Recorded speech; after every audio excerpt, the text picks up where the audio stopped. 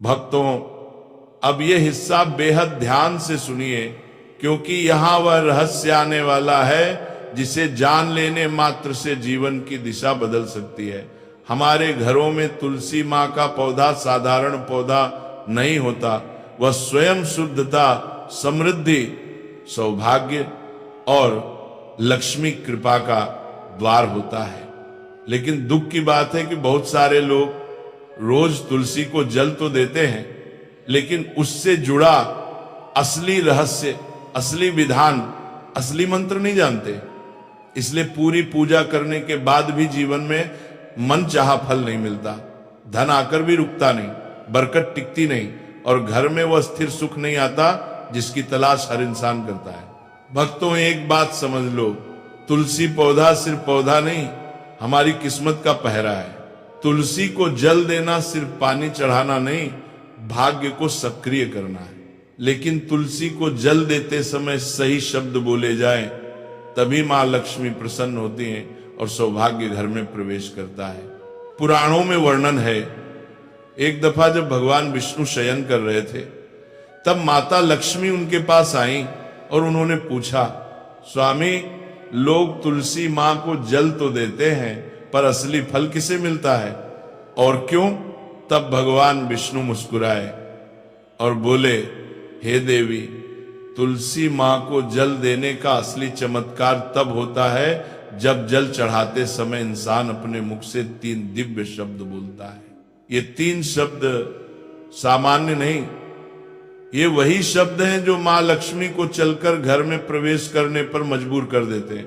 माता लक्ष्मी ने विनम्र स्वर में फिर पूछा, स्वामी, मुझे जल चढ़ाने का महत्व तो आप बता चुके, लेकिन इसे जल चढ़ाना कैसे है और कौन से 3 शब्द हैं जो मनुष्य की मनोकामना पूर्ण करते हैं? तब भगवान विष्णु बोले, हे देवी, तुलसी को जल चढ़ाना तभी फल देता है जब उसमें प्रेम, श्रद्धा और सही मंत्र हो। बिना मंत्र के जल चढ़ाना वैसा है जैसे दीपक जलाकर बाती न रखना, प्रकाश नहीं मिलेगा। तब विष्णु भगवान ने आगे कहा, तुलसी मां को जल देने के दौरान बोले गए 3 शब्द मनुष्य के जीवन से दरिद्रता, भय, बाधा और दुर्भाग्य को काट देते हैं। वही शब्द धन, सौभाग्य, सुख, शांति और लक्ष्मी कृपा को जीवन में स्थिर कर देते हैं। भक्तों, आप सोचिए, अगर भगवान विष्णु स्वयं कह रहे हैं कि 3 शब्द बोलने से सौभाग्य घर में प्रवेश करता है, तो ये कितना बड़ा रहस्य होगा। और सुनने मात्र से भी पाप नष्ट हो जाते हैं, फिर रोज बोलने से क्या नहीं होगा। भगवान विष्णु आगे कहते हैं, जो भी व्यक्ति रोज तुलसी मां को जल देते समय इन 3 शब्दों को बोल देता है, उसके भाग्य के बंद दरवाजे खुल जाते हैं, उसके जीवन से कंगाली मिट जाती है, धन, सम्मान, तरक्की और खुशी उसके कदम चूमने लगते हैं, उसके पाप कट जाते हैं और घर में अशांति समाप्त हो जाती है।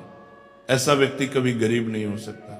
इतना सुनकर माता लक्ष्मी बोली, हे प्रभु, कृपया पहले इस चमत्कारी मंत्र का महात्म्य सुनाइए, ताकि मैं पूरी भावना के साथ इसे सुन सकूं। तब भगवान विष्णु ने एक कथा के माध्यम से इस मंत्र का महत्व सुनाना शुरू किया। और भक्तों, ये वही कथा है जहां वह दिव्य मंत्र प्रकट होने वाला है। वह मंत्र सिर्फ 3 शब्दों का है, लेकिन उसकी शक्ति 1000 वर्षों की पूजा पाठ के बराबर है। दक्षिण में एक अत्यंत शोभायमान नगरी थी। उस नगरी में रमेश नाम का एक खोटी बुद्धि का ब्राह्मण रहता था।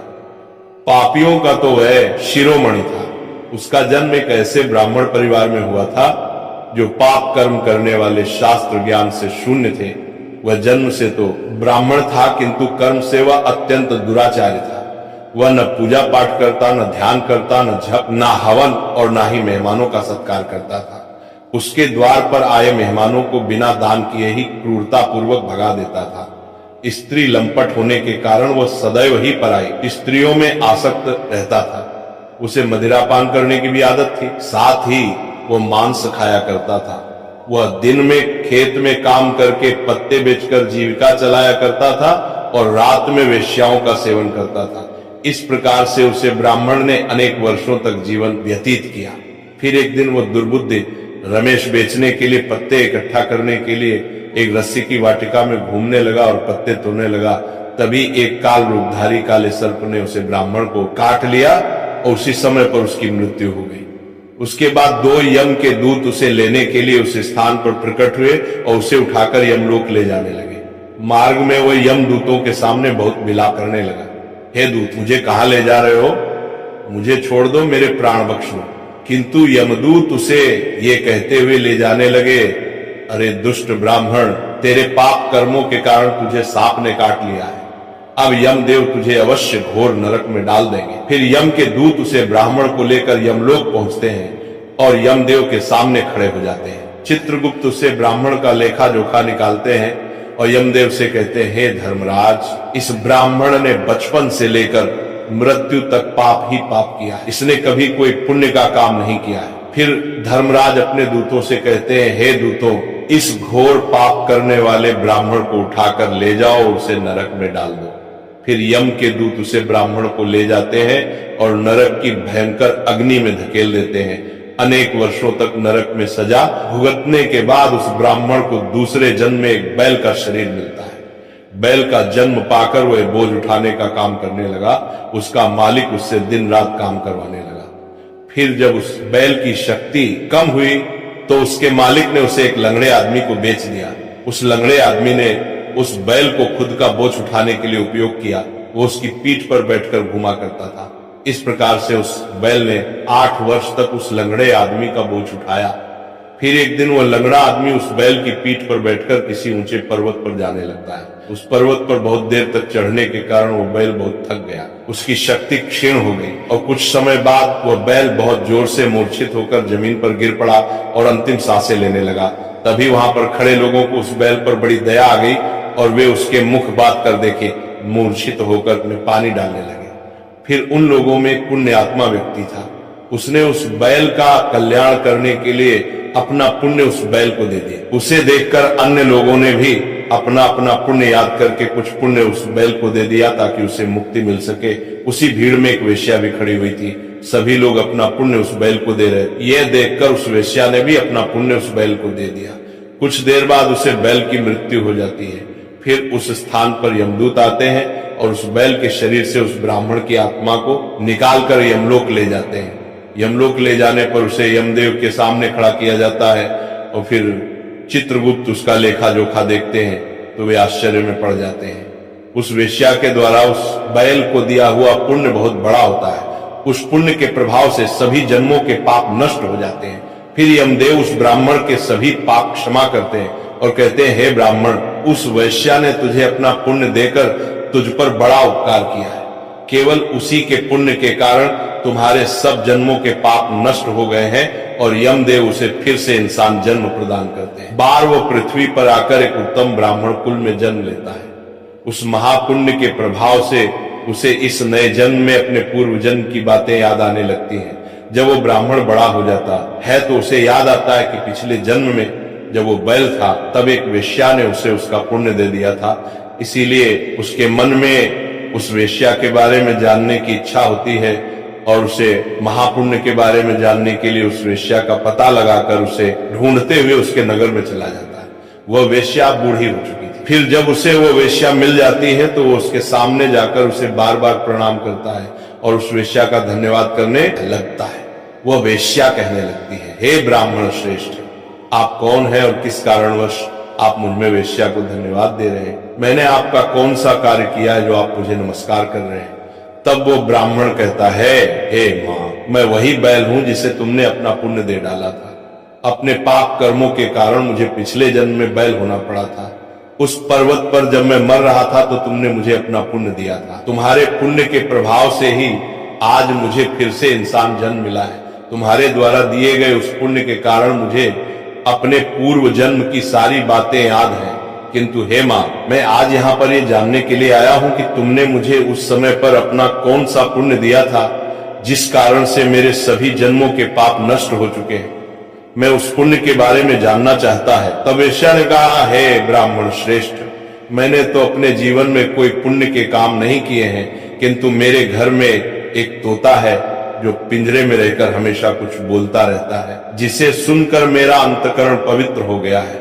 उसी तोते के द्वारा बोले गए मंत्र का पुण्य मैंने तुम्हें दान में दिया था। फिर वह वैश्य और वह ब्राह्मण उस तोते के पास जाते हैं और उसे पूछने लगते हैं, हे शुक, तुम कौन सा मंत्र बोलते रहते हो जिससे हमारे जीवन का उद्धार हुआ है? ये मंत्र तुम्हें किसने सिखाया और इस मंत्र का क्या अर्थ होता है? तब उस तोते ने अपने पूर्व जन्म का वृतांत सुनाना आरंभ किया। वह तोता कहने लगा, हे ब्राह्मण श्रेष्ठ, पिछले जन्म में मैं एक ब्राह्मण था। मैं अपने ज्ञान के अहंकार में अंधा हो चुका था। मैंने कभी गुरुजनों का आदर नहीं किया, सदैव ही उनका अपमान किया। मुझे अपने ज्ञान पर इतना अधिक घमंड हो गया था कि जिस कारण से मेरा क्रोध बहुत अधिक बढ़ गया और मैं सभी से द्वेष करने लगा, अन्य मनुष्यों को तुच्छ समझने लगा, विद्वानों का भरी सभा में अपमान करने लगा। फिर कालांतर में मेरी मृत्यु हो गई और मुझे यमलोक ले जाया गया। पूज्य जनों और गुरुजनों का अपमान करने के कारण मुझे तोते के कुल में डाल गया और मेरा जन्म एक तोते के रूप में हो गया। मेरे पाप कर्मों के कारण छोटी अवस्था में ही मेरा अपने माता पिता से हो गया। फिर मैं पेड़ की डाल पर बैठकर रो रहा था तो उसी स्थान से कुछ मुनि जा रहे थे। उन्होंने मेरी दयनीय पुकार सुनी और मुझे लेकर अपने आश्रम में चले गए। वहां उस आश्रम पर उन्होंने मुझे एक सुंदर पिंजरे में रखा और मेरा अच्छी तरह से ख्याल रखा। वे मुझे प्रतिदिन भोजन दिया करते थे और पढ़ते थे। उस स्थान पर वे ऋषि मुनि, उनकी स्त्रियां और बालक सभी प्रतिदिन तुलसी के पौधे को जल देते थे और उसके सामने एक मंत्र का जप करते थे। उन्हीं के मुख बार बार उस मंत्र को सुनकर मैंने उसे रट लिया और तभी से मैं उसे पाठ करते थे। मंत्र को जान गया हूं और वही मंत्र मैं दिन रात बोलता हूं। उस मंत्र के प्रभाव से मेरी कभी मृत्यु नहीं हुई और मेरी आयु 100 वर्ष की हो गई और मैं इतने वर्षों तक जीवित रहा। इसी बीच एक रात को एक चोर उस स्थान पर आ गया और उसने मुझे वहां से चुरा लिया और फिर इस वेश्या ने मुझे उस चोर से खरीद लिया। इस वेश्या के घर पर आने के बाद भी मैं उस मंत्र को बोलता रहता था, जिसे सुनकर इस वेश्या का मन भी पवित्र हो गया और वेश्या का काम छोड़कर भगवान विष्णु की भक्ति करने लगी। उसी मंत्र के प्रभाव से मेरे पूर्व जन्मों के सभी पाप नष्ट हो गए और इसी मंत्र के प्रभाव से इस वेश्या का भी अंतःकरण पवित्र हो गया। हे ब्राह्मण देवता, इस मंत्र के पुण्य से आप भी पाप मुक्त हो गए हैं। इस प्रकार से तोते ने उस ब्राह्मण को और उस वेश्या को सारा वृतांत सुना दिया, जिसे सुनकर वो ब्राह्मण और वेश्या दोनों ही अत्यंत प्रसन्न हुए और फिर वे दोनों ही प्रतिदिन तुलसी मां को जल देकर उस मंत्र का जाप करने लगे। फिर वह वेश्या और वह ब्राह्मण तीनों उस मंत्र के प्रभाव से दिव्य विमान में बैठकर विष्णु लोक को चले गए। भगवान विष्णु कहते हैं, हे देवी मां लक्ष्मी, देखा आपने केवल तुलसी मां के इस मंत्र के प्रभाव से उस तोते के, उस वेश्या के और उस ब्राह्मण के सभी पाप नष्ट हो गए। इसीलिए प्रत्येक इंसान को रोज तुलसी मां को जल देते समय इस एक मंत्र का उच्चारण अवश्य करना चाहिए। हे देवी, वह मंत्र इस प्रकार है, इसे तुम ध्यान से सुनो। ओम वृंदावनी स्वाहा, ओम वृंदावन स्वाहा। भगवान विष्णु कहते हैं कि जो भी स्त्री प्रतिदिन तुलसी मां के समक्ष इस मंत्र का उच्चारण करेगी वह सौभाग्यशाली बनेगी। जो भी पुरुष तुलसी मां के सामने इस मंत्र का उच्चारण करेगा उसे अक्षय धन की प्राप्ति होगी। जिस घर के सामने प्रतिदिन तुलसी मां की पूजा की जाएगी उस घर में साक्षात लक्ष्मी का वास होगा। तुलसी मां का यह मंत्र राज कल्प तरु है, यह समस्त फलों को प्रदान करने वाला है। अतः जो भी तुलसी मां के सामने इस मंत्र का उच्चारण करेगा उसे संपूर्ण सिद्धियां प्राप्त होंगी।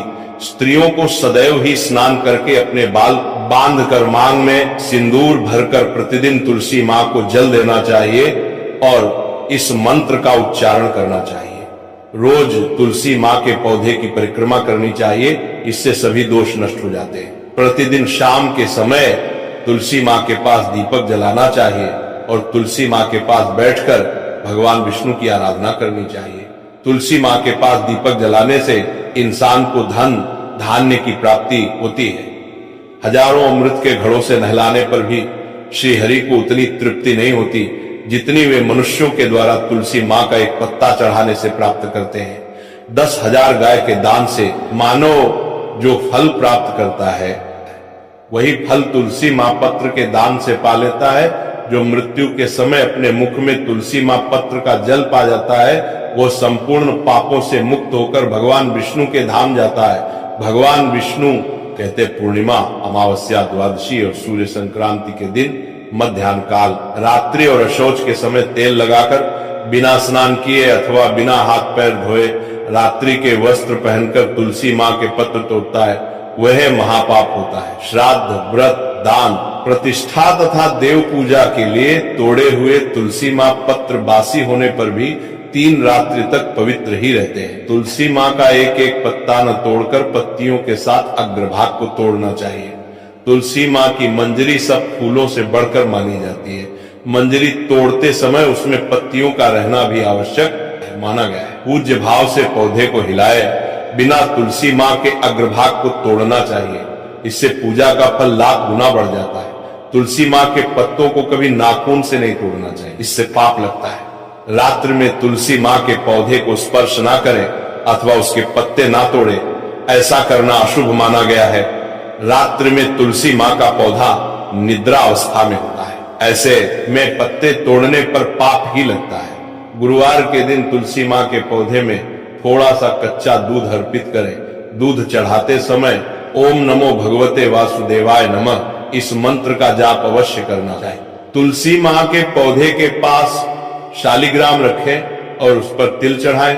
पूजा में तुलसी मां और शालिग्राम को दूध में भीगी हल्दी का तिलक अवश्य करें। शालिग्राम पर तुलसी मां पत्र रखकर चंदन लगाना चाहिए। अगर कोई महिला मासिक धर्म से है तो वे तुलसी मां की पूजा ना करे। मासिक धर्म के दौरान तुलसी मां को स्पर्श करने से घोर पाप लगता है, इससे स्त्री की दुर्गति होती है। तो भक्तों, इस प्रकार से भगवान विष्णु ने देवी मां लक्ष्मी को तुलसी मां को जल देने के मंत्र का महत्व सुनाया है। राधे राधे। तो यह शिव विष्णु दोनों की कृपा का योग बन जाता है। यही वजह है कि मार्गशीर्ष सोमवार को तुलसी माता की आराधना करना अत्यंत फलदायी माना गया है। पूजा का सही समय और विधि, भक्तजनों मार्गशीर्ष सोमवार के दिन सूर्योदय से पहले उठें, अपने आप को शुद्ध करें, स्नान करें और स्वच्छ वस्त्र धारण करें। फिर तुलसी माता के पास दीपक जलाएं, या दीपक घी का हो तो अति श्रेष्ठ है। तुलसी नमः मंत्र से 11 बार मां तुलसी का स्मरण करें। इसके बाद तुलसी माता की परिक्रमा 11 या 21 बार करें और फिर जल अर्पित करें। फिर भगवान विष्णु या शालिग्राम का ध्यान करें और कहें, हे भगवान, मेरे जीवन में भक्ति, बुद्धि और संपत्ति का प्रकाश भर दो। यह साधना शाम के समय भी दोहराई जा सकती है। विशेषकर सूर्यास्त के बाद दीपदान अवश्य करें। सुखी जीवन के लिए तुलसी की सूखी लकड़ी का उपाय, तुलसी की सूखी लकड़ी अपने साथ रखना शुभ होता है। यदि किसी व्यक्ति को लगता है कि उसके घर में बरकत नहीं रहती, काम बनते बनते रुक जाते हैं, तो वह सूखी तुलसी की लकड़ी को अपने घर के मंदिर में रखे और उसके ऊपर रोड दीपक जलाए।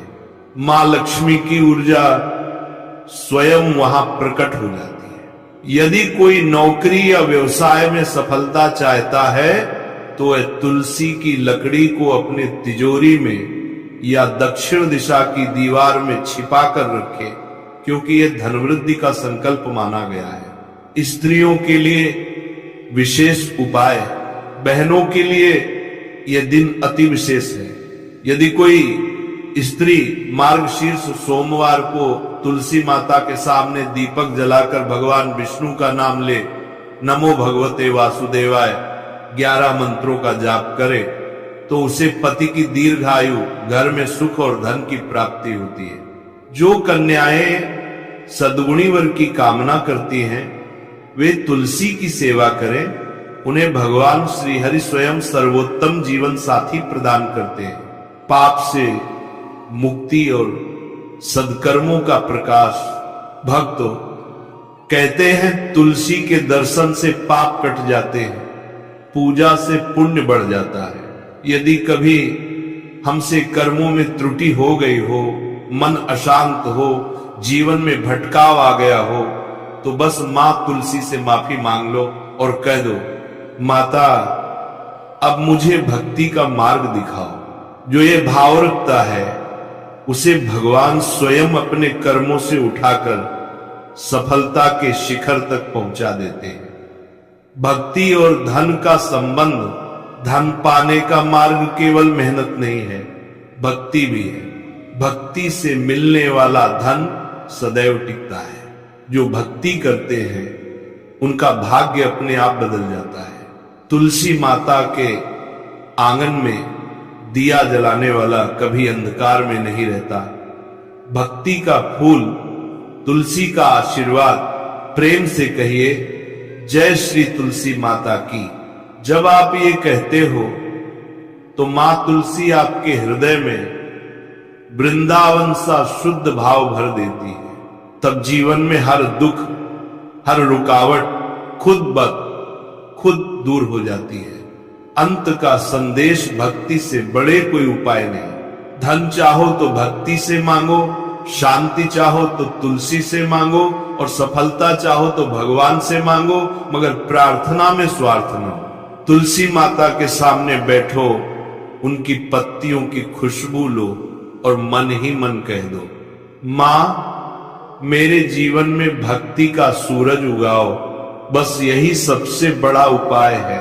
तुलसी माता के दिए के प्रकाश में जब तुम अपनी आंखें बंद कर लेते हो तो वहां केवल प्रकाश नहीं बल्कि भगवान स्वयं तुम्हारे हृदय में विराज जाते हैं। तो भाइयों बहनों, इस मार्गशीर्ष सोमवार को केवल धन के लिए नहीं, भक्ति के लिए तुलसी माता की पूजा करो। धन तो आएगा ही, साथ में मन की शांति, घर का सुख और जीवन का प्रकाश भी मिलेगा। प्रेम से बोलिए जय श्री तुलसी माता की। हर हर महादेव, जय श्री हरि की। दीपक जलाएं या दीपक घी का हो तो अति श्रेष्ठ है। तुलसे नमः मंत्र से 11 बार मां तुलसी का स्मरण करें। इसके बाद तुलसी माता की परिक्रमा 11 या 21 बार करें और फिर जल अर्पित करें। फिर भगवान विष्णु या शालिग्राम का ध्यान करें और कहें, हे भगवान मेरे जीवन में भक्ति, बुद्धि और संपत्ति का प्रकाश भर दो। यह साधना शाम के समय भी दोहराई जा सकती है। विशेषकर सूर्यास्त के बाद दीपदान अवश्य करें। सुखी जीवन के लिए तुलसी की सूखी लकड़ी का उपाय। तुलसी की सूखी लकड़ी अपने साथ रखना शुभ होता है। यदि किसी व्यक्ति को लगता है कि उसके घर में बरकत नहीं रहती, काम बनते बनते रुक जाते हैं, तो वह सूखी तुलसी की लकड़ी को अपने घर के मंदिर में रखे और उसके ऊपर रोड दीपक जलाए।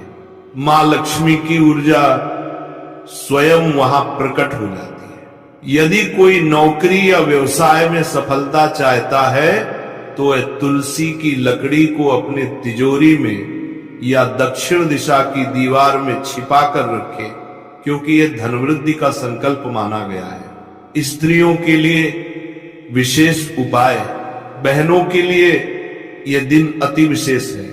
यदि कोई स्त्री मार्गशीर्ष सोमवार को तुलसी माता के सामने दीपक जलाकर भगवान विष्णु का नाम ले, नमो भगवते वासुदेवाय 11 मंत्रों का जाप करे, तो उसे पति की दीर्घायु, घर में सुख और धन की प्राप्ति होती है। जो कन्याएं सद्गुणी वर की कामना करती हैं वे तुलसी की सेवा करें। उन्हें भगवान श्री हरि स्वयं सर्वोत्तम जीवन साथी प्रदान करते हैं। पाप से मुक्ति और सदकर्मों का प्रकाश। भक्तों, कहते हैं तुलसी के दर्शन से पाप कट जाते हैं, पूजा से पुण्य बढ़ जाता है। यदि कभी हमसे कर्मों में त्रुटि हो गई हो, मन अशांत हो, जीवन में भटकाव आ गया हो, तो बस मां तुलसी से माफी मांग लो और कह दो, माता अब मुझे भक्ति का मार्ग दिखाओ। जो ये भाव रखता है उसे भगवान स्वयं अपने कर्मों से उठाकर सफलता के शिखर तक पहुंचा देते हैं। भक्ति और धन का संबंध, धन पाने का मार्ग केवल मेहनत नहीं है, भक्ति भी है। भक्ति से मिलने वाला धन सदैव टिकता है।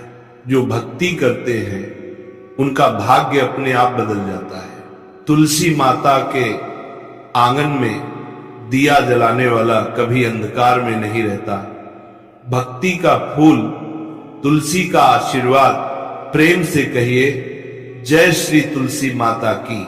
जब आप ये कहते हो तो मां तुलसी आपके हृदय में वृंदावन सा शुद्ध भाव भर देती है।